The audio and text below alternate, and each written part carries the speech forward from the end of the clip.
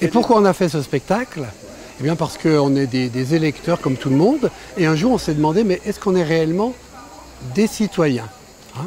Pourquoi? On s'est interrogé, mais dans quel régime on vit? Est-ce qu'on vit réellement dans une démocratie? Et donc on s'est documenté, on a travaillé énormément autour de ce thème-là, parce qu'il y a énormément de littérature qui existe, et ça a conduit, puisqu'on fait du théâtre, à ce spectacle « Sommes-nous en démocratie ?» où on interroge le mot démocratie.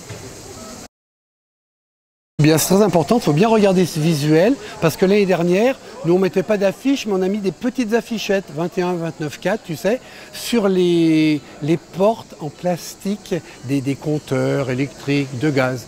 Et on a eu une amende, parce que c'est interdit. Il y a 800 000 affiches qui sont collées, affichées pendant le Festival d'Avignon. On a eu 620 € d'amende de la ville d'Avignon.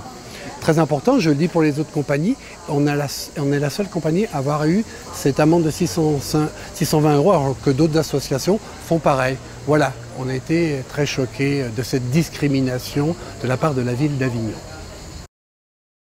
On a imaginé une situation où un patient qui fait des crises d'angoisse civique aiguës, ne se sent pas bien, il va consulter le docteur Castoriadis, qui lui conseille une cure de désintoxication du langage. Alors il y a un dialogue socratique qui s'engage entre les deux personnages, le docteur et le patient, et c'est très documenté. Et bien sûr, il y a un peu d'humour pour alléger le propos. Donc dans le premier opus, on interroge le mot démocratie, et dans le deuxième, on interroge les valeurs de la République. Liberté, égalité, fraternité. Est-ce que ces mots ne seraient pas un petit peu galvaudés? Voilà, toujours avec un peu d'humour pour alléger le propos.